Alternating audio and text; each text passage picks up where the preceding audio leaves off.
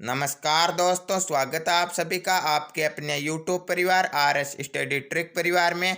और जैसा कि आप थंबनेल में देख रहे हो, हम लेकर आए हैं एक बार फिर से राम सिंह यादव की लाल पुस्तक के पूरे 50 अभ्यास पेपर सेट, जो 2022 के न्यू पैटर्न पर आधारित है। और इसके हम 4 पेपर कंप्लीट कर चुके हैं और आज के वीडियो में बात करेंगे 5वें पेपर की, तथा आगे भी ये कंटिन्यू चलती रहेगी।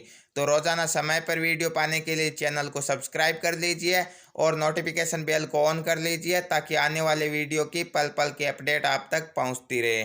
साथ ही हमारे टेलीग्राम चैनल को जरूर ज्वाइन कर लीजिएगा, क्योंकि वहां पर आपको इन सभी वीडियो की पीडीएफ फाइल तथा अनेक प्रकार के नोट्स मिलते रहेंगे। चलते आज के पहले क्वेश्चन की ओर। पहले पार्ट में हम जीके के 15 मोस्ट इंपॉर्टेंट क्वेश्चन करेंगे। तो जीके का पहला क्वेश्चन आपकी स्क्रीन पर दिया गया है। शक्कर का कटोरा किस राज्य को कहा जाता है? महाराष्ट्र, मध्य प्रदेश, उत्तर प्रदेश या केरल? तो शक्कर का कटोरा किसे कहेंगे, या फिर हम चीनी का कटोरा किसे कहेंगे, जिसमें सर्वाधिक गन्ने का उत्पादन होता है? तो गन्ने का सबसे बड़ा उत्पादक राज्य कौन सा भारत का? तो उत्तर प्रदेश है। तो शक्कर का कटोरा भी किसे कहेंगे? उत्तर प्रदेश को भी कहेंगे। ऑप्शन नंबर सी राइट होगा यहाँ पे। सौरमंडल का दूसरा सबसे बड़ा ग्रह कौन सा? बृहस्पति, शनि, पृथ्वी या फिर बुध? तो सौरमंडल का सबसे बड़ा ग्रह कौन सा? सबसे बड़े ग्रह की बात करें तो वो आपका बृहस्पति है। और दूसरा सबसे बड़ा कौन सा? बृहस्पति के बाद में किस ग्रह का स्थान है? तो शनि का स्थान है। ऑप्शन नंबर बी राइट होगा। शनि वलय युक्त ग्रह भी है। तो आकार के आधार पर पृथ्वी का कौन सा स्थान है? पृथ्वी का स्थान है आकार के आधार पर 5वां। परंतु ध्यान रहे, यदि पूछा जाए सूर्य से दूरी के आधार पर पृथ्वी का स्थान, तो वो कौन सा है? तीसरा स्थान है।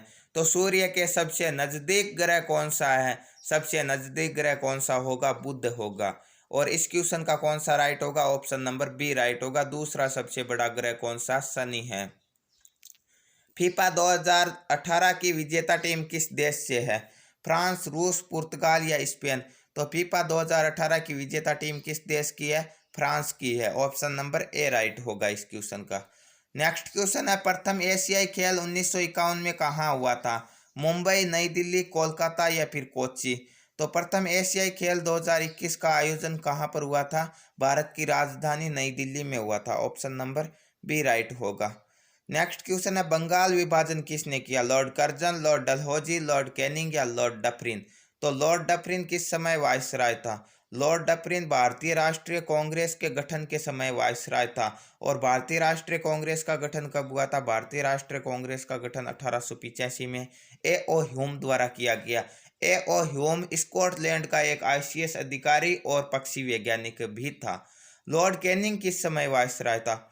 लॉर्ड कैनिंग आपका 1857 की क्रांति के समय अंतिम गवर्नर जनरल और प्रथम वायसराय था। ठीक है, 1857 की क्रांति के समय गवर्नर जनरल का पद किस में बदला गया? वायसराय में बदला गया, इसीलिए कैनिंग अंतिम गवर्नर जनरल और प्रथम वायसराय बना। लॉर्ड डलहौजी डल कर गया था डलहौजी।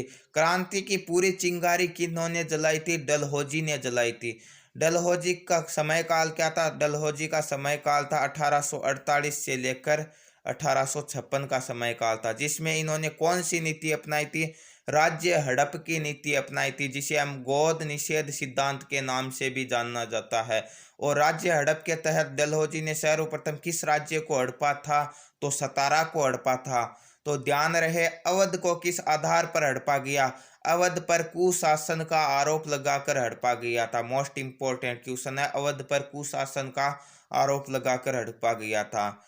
तो बंगाल विभाजन किसने किया? बंगाल विभाजन 1905 में। कब? 1905 में। किसने किया था? कर्जन ने किया था। ऑप्शन नंबर ए राइट होगा यहाँ पे। भारत में सबसे बड़ा कॉफी उत्पादक राज्य कौन सा है? तमिलनाडु, आंध्र प्रदेश, केरल या कर्नाटक? तो विश्व का सबसे बड़ा कॉफी उत्पादक देश की बात करें तो वो कौन सा होगा? ब्राजील होगा। और भारत में कॉफी उत्पादक राज्य की बात करें तो कौन सा होगा? कर्नाटक होगा। ऑप्शन नंबर डी राइट होगा यहाँ पे। भारत का सबसे बड़ा सड़क पुल कौन सा है जो एक नदी पर है? नेहरू पुल, इंदिरा गांधी पुल, महात्मा गांधी सेतु या भूपेन हजारिका पुल? तो पहले कौन सा था? पहले सबसे बड़ा सड़क पुल आपका महात्मा गांधी सेतु था। परंतु वर्तमान में कौन सा? वर्तमान में भूपेन हजारिका पुल है, जो कि ऑप्शन नंबर डी में दिया गया है। तो 7वें क्वेश्चन का option number D right answer होगा। नेक्स्ट क्वेश्चन है, भारतीय नौसेना अकादमी किस राज्य में स्थित है? Indian navy academy. Kerala, Karnataka, Paschim Bangal या महाराष्ट्र? तो नेवी एकेडमी कहाँ पर है? केरल में है। ऑप्शन नंबर ए राइट होगा। 5 स्टार फ्लैग किस देश का है? 5 सितारों वाला ध्वज। उत्तरी कोरिया, चीन, जापान या फिर पाकिस्तान? तो 5 सितारों वाला राष्ट्रीय ध्वज आपका चीन का है। ऑप्शन नंबर बी राइट होगा इस क्वेश्चन का। वर्ष का छोटा दिन होता है। उत्तरी गोलार्ध की बात करें तो सबसे छोटा दिन कौन सा होगा? सबसे छोटा दिन होगा 22 दिसंबर का, और सबसे बड़ा दिन होता है 21 जून का।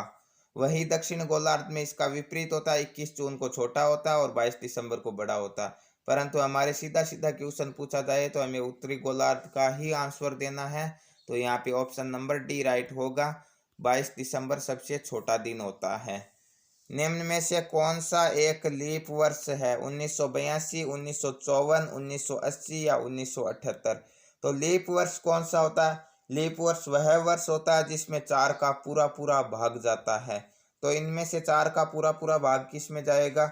1982 में नहीं जाएगा, 54 में भी नहीं जाएगा, 78 में भी नहीं जाएगा। 1980 में 4 का पूरा पूरा भाग जाता है, तो इनमें से 1980 एक लीप वर्ष है। ऑप्शन नंबर सी राइट होगा यहाँ पे।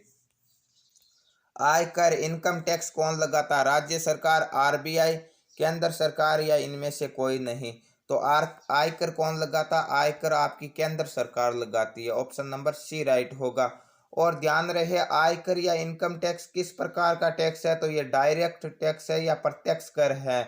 और आपका एक जीएसटी, जीएसटी किस प्रकार का टैक्स है? जीएसटी आपका इनडायरेक्ट टैक्स या हम कह सकते हैं अप्रत्यक्ष कर है। नेक्स्ट क्वेश्चन है, मदर टेरेसा को नोबेल पुरस्कार कब मिला था? 1979, 1969, 1989 या 2009? तो मदर टेरेसा को किस क्षेत्र का नोबेल पुरस्कार मिला? शांति के क्षेत्र का नोबेल पुरस्कार मिला, और प्रथम भारतीय महिला थी जिन्हें नोबेल पुरस्कार मिला। यदि पुरुष की बात करें प्रथम भारतीय की, तो वो रविंद्रनाथ टैगोर थे जिन्हें 1913 में गीतांजलि के लिए मिला था। और भारतीय महिला की बात करें तो वो मदर टेरेसा थी जिन्हें शांति का नोबेल पुरस्कार मिला था। और कब मिला था? 1979 में मिला था। ऑप्शन नंबर ए राइट होगा इस क्वेश्चन का। राज्यसभा में अधिकतम सीटों की संख्या कितनी होती है? 250, 300, 552 या 245? तो राज्यसभा में अधिकतम सीटों की संख्या कितनी होती है? 250 होती है, जिसमें से 238 सीटें क्या होती है? 238 सीटें तो आपकी निर्वाचित होती हैं, और 12 सीटें राष्ट्रपति द्वारा मनोनीत होती हैं। ऑप्शन नंबर ए राइट होगा यहाँ पे। नेक्स्ट क्वेश्चन, कांग्रेस का प्रथम अध्यक्ष कौन था? पंडित जवाहरलाल नेहरू, डॉक्टर राजेंद्र प्रसाद, महात्मा गांधी या उमेश चंद्र बनर्जी? तो जब 1885 में कांग्रेस का गठन हुआ था, 1885 में कांग्रेस का गठन हुआ था, और आपका 28 दिसंबर 1885 को, कब? 28 दिसंबर 1885 को कांग्रेस का पहला अधिवेशन हुआ था, जिसमें अध्यक्ष बनाया गया था उमेश चंद्र बनर्जी को। ऑप्शन नंबर डी राइट होगा यहाँ पे। तो यह थे आज के 15 मोस्ट इंपॉर्टेंट क्वेश्चन जीके के, और नेक्स्ट पार्ट में हम करेंगे साइंस के 15 मोस्ट इंपॉर्टेंट क्वेश्चन। तो विज्ञान का पहला प्रश्न आपकी स्क्रीन पर दिया गया है कि कौन सी धातु कमरे के ताप पर द्रव अवस्था में रहती है? लोहा, पारा, तांबा या सोना? तो कमरे के ताप पर द्रव अवस्था में कौन सी धातु रहती है? आपकी पारा रहती है। ऑप्शन नंबर बी राइट होगा। बल का मात्रक क्या होगा? वाट, एम्पियर, ओम या न्यूटन? तो वाट तो आपको पता शक्ति का मात्रक होता है, एम्पियर धारा का मात्रक होता है, और ओम होता है आपके प्रतिरोध का मात्रक। तो बल का मात्रक क्या होता है? बल का मात्रक होता है Newton. Option number D right होगा यहाँ पे। कैंसर का अध्ययन क्या कहलाता है? होम्योपैथी, ऑप्टोलॉजी, ऑन्कोलॉजी या ऑर्थोलॉजी? तो ऑर्थोलॉजी तो हड्डियों के जोड़ों का अध्ययन कहलाता है। तो कैंसर का अध्ययन क्या कहलाता है? ऑप्शन नंबर सी राइट होगा, ऑन्कोलॉजी कहलाता है। सोने की शुद्धता किस में मापी जाती है? किलोग्राम, ग्राम, कैरेट या जूल? तो सोने की शुद्धता किस में मापी जाती है? कैरेट में मापी जाती है। और सबसे शुद्ध सोना कितने कैरेट का होता है? पूरा शुद्ध सोना आपके 24 कैरेट का होता है। और आपके आभूषण बनाने के लिए अधिकतम हम कितने कैरेट का यूज कर सकते हैं? आभूषण बनाने के लिए हम अधिकतम 22 कैरेट शुद्ध सोने का यूज कर सकते हैं, और 2 कैरेट अन्य धातु मिलानी पड़ती है। नेक्स्ट क्वेश्चन दिया गया कि सूर्य में कौन सी गैस सबसे अधिक होती है, हाइड्रोजन, हीलियम, लिथियम या नाइट्रोजन। तो नाइट्रोजन तो आपके पृथ्वी के वायुमंडल में सर्वाधिक होती है जो 78% होती है, परंतु सूर्य में सबसे अधिक कौन सी गैस होती है, हाइड्रोजन होती है। ऑप्शन नंबर ए राइट होगा यहाँ पे। नेक्स्ट क्वेश्चन है लिथियम का परमाणु क्रमांक क्या होगा, 2, 3, 4, 5 या 6। तो कितना होता है, लिथियम का परमाणु क्रमांक होता है आपका, हाइड्रोजन का 1 होता है, हीलियम का 2 होता है और लिथियम का कितना होता है, 3 होता है। तो ऑप्शन नंबर बी राइट होगा यहाँ पे। रेफ्रिजरेटर में प्रयुक्त होने वाली गैस कौन सी है, नियोन, फ्रियोन, कार्बन या नेफ्रॉन। तो रेफ्रिजरेटर में कौन सी गैस होती है, फ्रियोन गैस होती है, जिसे हम क्या कहते हैं, जिसे हम CFC भी कहते हैं, क्लोरोफ्लोरोकार्बन गैस भी कहते हैं, जो किसके लिए हानिकारक होती है, आपकी ओजोन परत के लिए हानि होती है। ओजोन परत का सूत्र होता है O3, ध्यान रहे। सल्फर डाइऑक्साइड किस प्रकार की गैस होती है, तीव्र गंध युक्त, गंधहीन, रंगीन या लाभदायक। तो सल्फर डाइऑक्साइड आपकी तीव्र गंध युक्त गैस होती है। ऑप्शन नंबर ए राइट होगा इस क्वेश्चन का। सबसे बड़ा अंडा देने वाला पक्षी कौन सा है, कबूतर, मोर, शुतुरमुर्ग या चमगादड़। तो चमगादड़ तो एकमात्र ऐसा पक्षी है जो स्तनधारी है, ठीक है। और सबसे बड़ा अंडा कौन देता है, शुतुरमुर्ग देता है। ऑप्शन नंबर सी राइट होगा। और सबसे बड़ी कोशिका भी कौन सी होती है, शुतुरमुर्ग के अंडे की कोशिका होती है। नेक्स्ट क्वेश्चन दिया गया कि गाजर में कौन सा विटामिन पाया जाता है, A, B, C या D। तो गाजर में कौन सा विटामिन पाया जाता है, विटामिन ए पाया जाता है। ऑप्शन नंबर ए राइट होगा। नेक्स्ट येलो क्वेश्चन आ गया, ओजोन परत को कौन नष्ट कर रहा है, पराबैंगनी किरणें, CFC, ए और बी दोनों या इनमें से कोई नहीं। तो पराबैंगनी किरणों से तो ओजोन हमारी रक्षा करता है, ओजोन को नष्ट कौन करता है, फ्रियोन या फिर हम जिसे कहते हैं CFC गैस करती है, chlorofluorocarbon gas. Option number B right होगा यहाँ पे। ध्वनि का मात्रक क्या है, हर्ट्ज, डेसिबल, आवृत्ति या इनमें से कोई नहीं। तो ध्वनि का मात्रक क्या होता है, डेसिबल होता है। ऑप्शन नंबर बी राइट होगा। नेक्स्ट क्वेश्चन है BCG का टीका किस में लगता है, टिटनस, पीलिया, काली खांसी या क्षय रोग। तो BCG का टीका लगता है आपका क्षय या यक्ष्मा रोग में। ऑप्शन नंबर डी राइट होगा यहाँ पे। पानी में ऑक्सीजन के साथ कौन सा पदार्थ मिला होता है, ठीक है, या कौन सी गैस है। तो पानी का या जल का सूत्र क्या होता है, H2O होता है, जिसमें कौन से होते हैं, 2 अणु हाइड्रोजन के और 1 ऑक्सीजन के। ऑक्सीजन के साथ कौन होता है, हाइड्रोजन होता है। ऑप्शन नंबर ए राइट होगा। रेडियो के आविष्कारक कौन है, ग्राहम बेल, मार्कोनी, एडिसन या इनमें से कोई नहीं।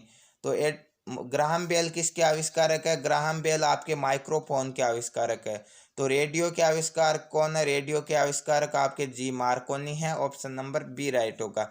और इसके साथ ही आपके साइंस के 30 मोस्ट इंपॉर्टेंट क्वेश्चन कंप्लीट होते हैं। और नेक्स्ट पार्ट में हम करेंगे गणित के 15 मोस्ट इंपॉर्टेंट क्वेश्चनों की। गणित का पहला क्वेश्चन आपकी स्क्रीन पर दिया गया है कि एक विद्यार्थी 60 अंक लाया और 20 अंकों से फेल हो गया, पास होने के लिए 40% अंक चाहिए, तो कुल पूर्णांक कितना है। विद्यार्थी 60 अंक तो लेकर आता है और 20 अंकों से फेल हो जाता है, तो कुल कितने अंक चाहिए, 20 और चाहिए, मतलब 60 और 20 80 अंक चाहिए पास होने के लिए। और ये बोल रहा है कि 40% चाहिए, तो ये 80 कितने हो गए, 40% हो गए। कुल संख्या हमेशा कितनी होती है, 100% होती है। 100 से गुणा करवा दो, सॉरी 1 मिनट, ये 80 कितने हैं, 40% है, 40 हमें नीचे लिखने होंगे और अब गुणा करवाना होगा आपको 100 से, ठीक है। 0 से 0 काट देंगे, 4 का भाग 8 में 2 बार जाएगा और 2 को 100 से करवाएंगे तो कितना हो जाएगा, 200 हो जाएगा। तो कुल पूर्णांक कितना है, 200 है, जो कि किस ऑप्शन में दिया गया है, ऑप्शन नंबर सी में दिया गया है। नेक्स्ट क्वेश्चन, 25 व 26 के वर्गों के बीच कुल कितनी संख्याएं आएगी। जब 2 क्रमागत संख्याएं दी गई है और उनके वर्गों के बीच की संख्या पूछी गई है, तो 2 क्रमागत संख्याओं के वर्गों के बीच में उतनी संख्या होगी जितनी उन संख्याओं का योग होगा। 25 और 26 के बीच का पूछा है, तो 25 और 26 का योग कितना होगा, 25 + 26 करें तो हमारे पास आएगा 51। तो इनके वर्गों के बीच में ही कुल कितनी संख्या होगी, सॉरी 51 होगा, 51 संख्या होगी। ऑप्शन नंबर डी राइट होगा। यहाँ पे वर्ग निकाल कर देख सकते हो, 25 का 625 होता है और 26 का 676 होता है। 676 में से हम 625 को घटाएंगे, कितना बचेगा, 51 बचेगा। नेक्स्ट क्वेश्चन है, एक महिला बाजार में 3 किलो केले 35 रुपये प्रति किलो की दर से, 2 किलो चावल 40 रुपये प्रति किलो की दर से और 2 किलो मैदा 30 रुपये प्रति किलो की दर से खरीदती है। तो महिला ने बाजार में कुल कितने रुपए का सामान खरीदा? रुपए देखने हमें। 3 किलो केला खरीदती है 35 रुपये की दर से, तो कितने रुपए में खरीदे? 3 × 35, 105 रुपये के खरीद लिए उसने केले, 105 के। ठीक है, अब बोल रहे हैं कि 2 किलो चावल 40 रुपये की दर से, 2 किलो चावल है, मूल्य 40 रुपये, कितने रुपए हो गए? 40 दूने 80 रुपये हो गए। और बोल रही है कि 2 किलो मैदा 30 रुपये की, 2 किलो मैदा है, कितने रुपए की दर से? 30 की दर से, कितने हो गए? 30 दूने 60 हो गए। कितने रुपए के खरीदे? तो हम देख लेते हैं, 5, 8 और 6 14, 1 और 1 2, 245 रुपये का सामान खरीदा, जो कि किस ऑप्शन में दिया गया? ऑप्शन बी में दिया गया। ऑप्शन नंबर बी राइट होगा यहाँ पे। यदि 12 आदमी किसी काम को 20 दिन में करते हैं तो 15 आदमी उसे कितने दिन में करेंगे? 12 आदमी एक काम को 20 दिन में करता है तो एक आदमी 12 गुणा 20 दिन में करेगा, तो 15 आदमी 15 का भाग देंगे। 5 के पहाड़े से 20 4 बार, और 15 कितनी बार कटेगा? 3 बार, और 3 का भाग 12 में कितनी बार जाएगा? 4 बार। 4 चौके कितने हो जाएंगे? 16। तो 15 आदमी उस काम को 16 दिन में करेंगे, जो कि किस ऑप्शन में है? ऑप्शन ए में है, तो ऑप्शन ए राइट हो जाएगा। किसी घन का पृष्ठीय क्षेत्रफल 1014 मीटर स्क्वायर है, तो उसका आयतन क्या होगा? तो घन के क्षेत्रफल का सूत्र क्या होता है? घन के क्षेत्रफल का सूत्र होता है आपका 6 गुणा भुजा स्क्वायर। भुजा को हम ए लिखता हूँ, भुजा स्क्वायर बराबर दिया गया है 1014। यह 6 इस और भुजा स्क्वायर के गुणा में पक्षांतरण करेंगे तो भाग में, 1014 में 6 का भाग देंगे, कितनी बार जाएगा? 6 कम 6, 6 छेंगे 36, 9 छेंगे 54, 169 बार। अब भुजा स्क्वायर का मान 169 है, तो ये स्क्वायर हटाएंगे तो सामने वाले का वर्गमूल, तो भुजा कितनी आ जाएगी? 169 का वर्गमूल कितना होता? 13 होता। सभी को पता है आपको, तो इसकी भुजा आ गई 13। अब इसका ज्ञात करना आपको आयतन। आयतन का सूत्र होता है भुजा क्यूब, मतलब 13 क्यूब, और 13 का क्यूब कितना होता है? 13 गुणा 13 गुणा 13, 3 बार क्यूब करेंगे तो कितना आएगा? 2197 आएगा 13 का क्यूब। तो ऑप्शन नंबर ए राइट होगा। इसका आयतन होगा 2197 घन मीटर या मीटर क्यूब। नेक्स्ट क्वेश्चन है, एक वृत्त की त्रिज्या आर है, तो वृत्त का क्षेत्रफल, वृत्त के क्षेत्रफल का सूत्र क्या होता है? वृत्त के क्षेत्रफल का सूत्र होता है पाई आर स्क्वायर, जो कि किस ऑप्शन में दिया गया? ऑप्शन नंबर बी में दिया गया। और यदि बात करें वृत्त की परिधि का, तो परिधि का सूत्र होता है 2 पाई आर। नेक्स्ट क्वेश्चन, एक कमरे की लंबाई 7 सेंटीमीटर और चौड़ाई 4 सेंटीमीटर है, प्लास्टर का खर्च 21.4 रुपये प्रति वर्ग मीटर हो, तो पूरे फर्श का प्लास्टर खर्चा क्या होगा? तो फर्श क्या आयताकार है, जिसकी लंबाई और चौड़ाई दी गई है, पूरे पर प्लास्टर करना है, तो फर्श का क्षेत्रफल कितना? कुल क्षेत्रफल, आयत का क्षेत्रफल होता है लंबाई गुणा चौड़ाई। लंबाई 7 है, चौड़ाई 4 है, तो 7 चौके 28 सेंटीमीटर हो गया उसका क्षेत्रफल। अब आपको प्लास्टर करना है, 1 सेंटीमीटर का कितना रुपए लगेगा? 21.4 लगेगा, तो 28 का कितना लगेगा? 21.4 को हम गुणा कर देंगे 28 से, गुणा करेंगे 28 चौके कितने होते हैं? 28 चौके होते हैं 112 के 2, हासिल कितनी लगेगी? 11। 28 एकम 28 और 11 कितने होते हैं? 39 के 9, हासिल लगेगी 3। 28 दूनी 56 और 3 59। एक के बाद में पॉइंट है तो एक के बाद में पॉइंट, 599.2 रुपये लगेंगे। ठीक है, तो यहाँ पे 599 पॉइंट में कुछ नहीं दिया गया, लगभग हम कह सकते हैं 599 रुपये लगेंगे, जो कि ऑप्शन नंबर बी में दिया गया। ऑप्शन नंबर बी राइट हो जाएगा। नेक्स्ट क्वेश्चन है, x cube minus 8y cube के गुणनखंड क्या होगा? तो हम इसे कह सकते हैं ए क्यूब और इसे कह सकते हैं बी क्यूब। ठीक है, क्योंकि एक्स एक्स दिया गया और यहाँ पे 2 का क्यूब कितना होता है? 8 होता है, तो हम कह सकते हैं बी क्यूब। तो ए क्यूब माइनस बी क्यूब का मान कितना होता है? ए क्यूब माइनस बी क्यूब का मान होता है आपका ए माइनस बी, और क्या होता है? A square plus A B plus B square. ठीक है, तो ए माइनस बी क्या हो जाएगा? ए हो गया एक्स, और बी क्या हो गया? 8y नहीं होगा, 2y होगा, क्योंकि 2 का क्यूब दिया गया 8, तो एक्स माइनस 2y हो जाएगा। और क्या होगा आपका? और होगा आपका ए स्क्वायर, मतलब एक्स का स्क्वायर प्लस ए बी कितना हो जाएगा? 2xy हो जाएगा, 2xy, और प्लस बी स्क्वायर मतलब 2 का square 4y square. Plus 4y² किस में दिया गया, x minus 2y x² plus 2xy plus 4y²। Option number A में दिया गया, ऑप्शन नंबर ए राइट हो जाएगा। यहाँ पे एक समकोण त्रिभुज का एक कोण 35 डिग्री है, तो इसका तीसरा कोण क्या होगा। तो समकोण त्रिभुज का एक कोण तो हमेशा क्या होगा, 90 डिग्री का होगा, तभी ये समकोण होगा। और एक कोण हो गया 35 डिग्री। त्रिभुज के तीनों कोणों का योग कितना होता है, तीनों कोणों का योग होता है 180 डिग्री, जिसमें से दो कोण कितने हो गए, एक तो 90 का हो गया समकोण होने के कारण, एक 35 का हो गया। तो कितने हो गए, 90 और 35 कितने होते हैं, 90 और 35 होते हैं आपके 125।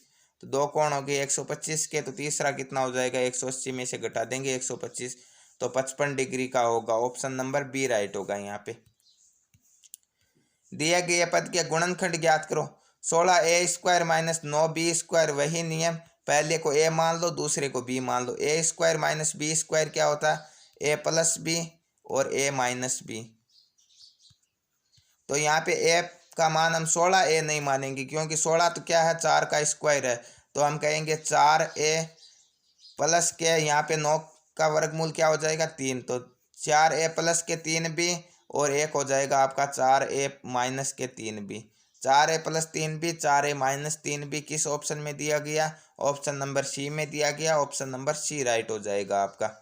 नेक्स्ट क्वेश्चन, एक वर्त की परिधि 88 मीटर है, तो उसकी त्रिज्या क्या होगी। तो वर्त की परिधि का सूत्र अभी आपको बताया था मैंने, क्या था, 2πr। तो 2π का मान होता है 22/7 और r होती है वर्त की त्रिज्या, बराबर दिया गया 88। हमें त्रिज्या ज्ञात करनी है, तो जो r के गुणा में है वो 88 के भाग में चला जाएगा, और जो भाग में है वो गुणा में चला जाएगा। तो r बराबर क्या हो जाएगा, 22 दूने 44। तो 88 यहाँ तो क्या हो जाएगा, गुणा 7, और 44 गुणा में है तो बट्टे 44। ठीक है, 22 दूने 44 होते हैं, ध्यान रखना। 44 का भाग 88 में 2 बार जाएगा, तो त्रिज्या का मान कितना आ जाएगा, 7 दूनी 14 सेंटीमीटर या 14 मीटर, जो जिसमें भी दी गई है। मीटर में दिया गया तो मीटर हो जाएगा 14। ऑप्शन नंबर सी राइट होगा। यहाँ पे किसी गोले की त्रिज्या r है, तो पृष्ठीय क्षेत्रफल क्या होगा। तो गोले का पृष्ठीय क्षेत्रफल क्या होता है, वर्त का पृष्ठीय क्षेत्रफल होता है πr² और गोले का क्षेत्रफल होता है 4πr²। Option number C right होगा। यहाँ पे नेक्स्ट क्वेश्चन, यदि मूलधन 450 रुपये हो, दर 12 प्रतिवर्ष और समय 3 वर्ष हो, तो साधारण ब्याज। तो साधारण ब्याज का सूत्र क्या होता है, समुंदर बट्टे 100, समय इंटू मूलधन इंटू दर बट्टे 100। समय दिया गया कितना, 3 वर्ष, मूलधन दिया गया 450, दर दी गई है 12, बट्टे क्या करना, हमें 100 का भाग देना। 1 0 से 1 0 काट लेंगे, 5 के पहाड़े से 45, 9 बार कटेगा, 10 2 बार कटेगा, और 2 से 12 6 बार कटेगा। 6 9 कितने होते हैं, 54 होते हैं, और 54 3 कितने होते हैं, 162 होते हैं। तो कितना रुपए ब्याज होगा, 162 रुपये होगा। किस ऑप्शन में दिया गया, ऑप्शन सी बी में दिया गया। ऑप्शन बी राइट होगा इस क्वेश्चन का। नेक्स्ट क्वेश्चन है, एक दुकानदार अंकित मूल्य पर 30% की छूट देता है, यदि वह त्योहार के कारण 10% अतिरिक्त छूट दे तो समतुल्य बट्टा क्या होगा। मान लो 100 रुपये की कोई वस्तु है, पहले 30% की छूट देगा, तो कितने में बेचेगा, 70 में बेच देगा, उसका 70% आ जाएगा। और फिर वह त्योहार आने के कारण उस पर और 10% की दे देगा, तो उसका भी 90 कर देगा 10 की देने पर। 0 से 0 0 से 0 1 और 2 0 से 2 0, 9 सत्ते कितना होगा, वह 63% पर बेचेगा। तो कुल छूट कितनी हो गई उसकी, 100 में से 63 घटाएंगे तो 37% की कुल छूट दे देगा, जो कि ऑप्शन नंबर सी में दिया गया। ऑप्शन नंबर सी राइट होगा। 60 माइनस कोष्टक के अंदर -60 का मान क्या होगा। तो माइनस और माइनस आपस में गुणा होकर क्या हो जाएंगे, प्लस। तो 60 और 60 कितने होते हैं, 120, जो कि दोनों प्लस के है। तो ऑप्शन नंबर डी राइट होगा। तो यह थे आपके गणित के 15 मोस्ट इंपॉर्टेंट क्वेश्चन, और नेक्स्ट पार्ट में हम करेंगे रीजनिंग के 5 मोस्ट इंपॉर्टेंट क्वेश्चन। तो रीजनिंग का पहला अति महत्वपूर्ण प्रश्न आपकी स्क्रीन पर दिया गया कि एक घड़ी में 12 बजे हैं, तो दर्पण प्रतिबिंब में समय होगा। तो घड़ी जब दर्पण प्रतिबिंब और सामान्य समय का दोनों का योग हमेशा कितना होना चाहिए, 12 होना चाहिए। अब इस घड़ी में 12 ही बजे है, तो दर्पण प्रतिबिंब में कितना दिखेगा, 0 0, और 0 0 का मतलब भी कितना होता है, 12 बजे ही होता है। तो दर्पण प्रतिबिंब में भी क्या दिखाएगी, 12 बजे ही दिखाएगी। ऑप्शन नंबर सी राइट होगा। निम्न में से भिन्न संख्या चुनिए, √2 √3 √7/2 और √4। यहाँ पे देखिए 4 एक पूर्ण वर्ग संख्या, बाकी इनमें से कोई भी पूर्ण वर्ग संख्या नहीं है। √4 का मान कितना निकल कर आ जाएगा? 2 निकल कर आ जाएगा। तो ऑप्शन नंबर डी राइट होगा यहाँ पे। आकृति में त्रिभुजों की संख्या गिननी है आपकी। इस प्रकार की यदि आकृति दी गई है, एक त्रिभुज को अलग अलग भागों में बांटा गया, तो ऐसी स्थिति में आपको किस प्रकार गणना करना है। यहाँ पे देखिए ये 1, ये 2 और ये 3, ठीक है। 3 त्रिभुजों में बांटा गया, तो इन तीनों को जोड़ दो। 1 + 2 + 3 कितना हो जाएगा? 2 और 1 3, और 3 कितने हो जाएंगे? 6। इस आकृति में पूरे कुल कितने त्रिभुज है? 6 त्रिभुज है। ऑप्शन नंबर डी राइट होगा यहाँ पे। निम्न में से कौन सा विकल्प अन्य तीनों से भिन्न है? 62 40, 26 42, 84 64 या 39 57। तो यहाँ पे देखिए ये सम संख्या, ये भी सम संख्या, ये भी सम संख्या, परंतु ये एक विषम संख्या। ऑप्शन नंबर डी राइट हो जाएगा, ये इनसे अलग है। उस विकल्प का चयन करो जो अन्य 3 से भिन्न है। दूरी, प्रकाश, बल्ब या विद्युत। देखिए विद्युत, बल्ब, प्रकाश ये सभी किससे? ऊर्जा या दूर आपके विद्युत से संबंधित है, परंतु दूरी एक अलग इकाई है। तो ऑप्शन नंबर ए राइट होगा। तो ये थे आज के 50 मोस्ट इंपॉर्टेंट क्वेश्चन, और नेक्स्ट पार्ट में हम 6वां पेपर करेंगे, और ये सीरीज आगे भी कंटिन्यू चलती रहेगी।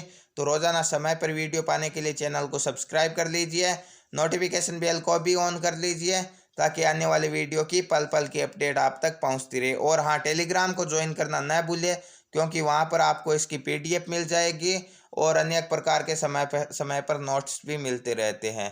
तो मिलते हैं नेक्स्ट वीडियो में, तब तक के लिए थैंक यू, धन्यवाद, जय हिंद।